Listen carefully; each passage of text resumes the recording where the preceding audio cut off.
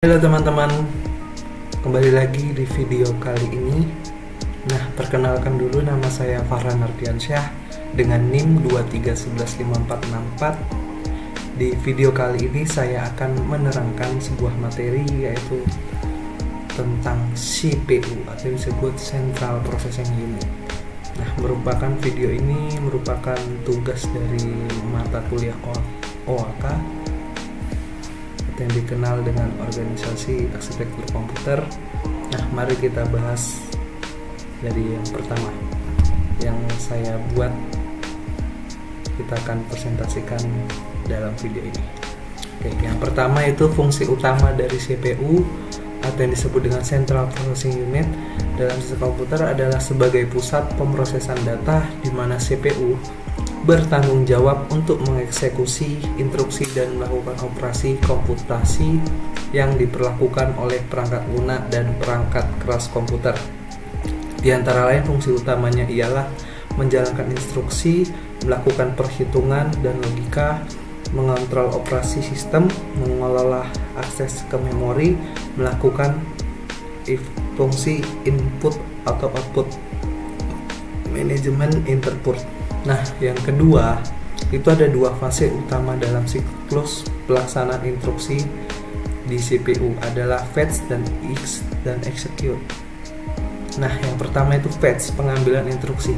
Pada fase ini, CPU mengambil fetch instruksi dari memori utama.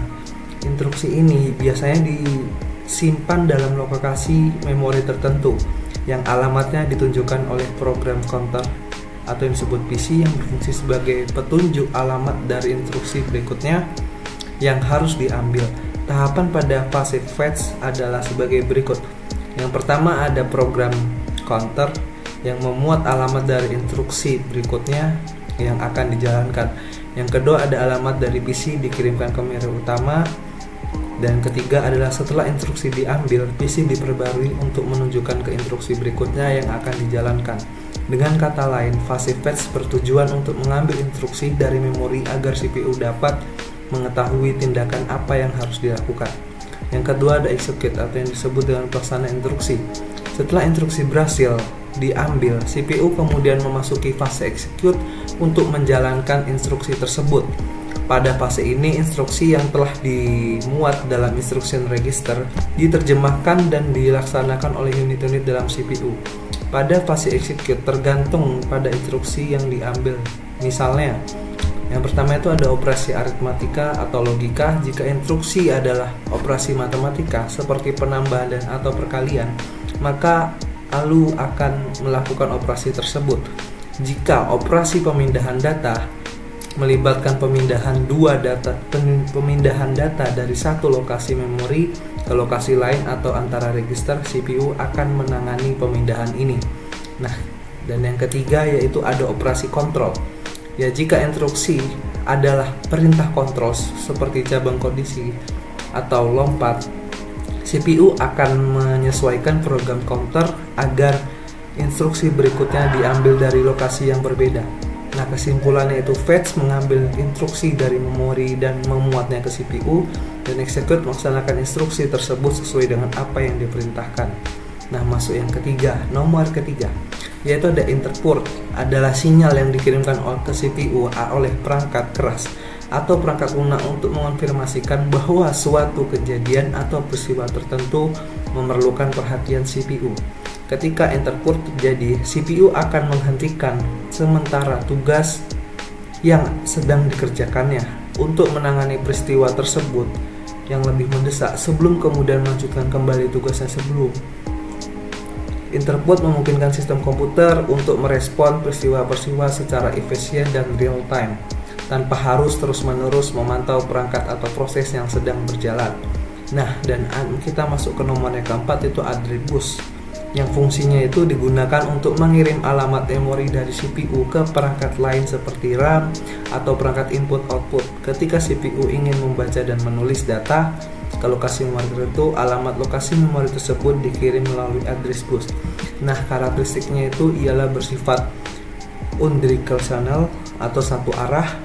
Nah, artinya alamat yang akan dikirimkan dari CPU ke perangkat lainnya yaitu ada lebar address bus, yaitu jumlah jalur yang tersedia.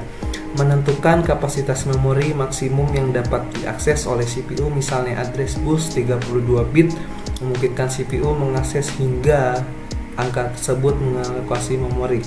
Yang ketiga ada data bus, yaitu fungsi data bus digunakan untuk mentransfer data antara CPU dan memori atau antara CPU dan perangkat input-output ketika CPU membaca data dari memori atau menulis data ke memori. Data tersebut dikirim melalui data bus dengan karakteristik data bus bersifat dua arah karena data dapat mengalir ke atau dari CPU.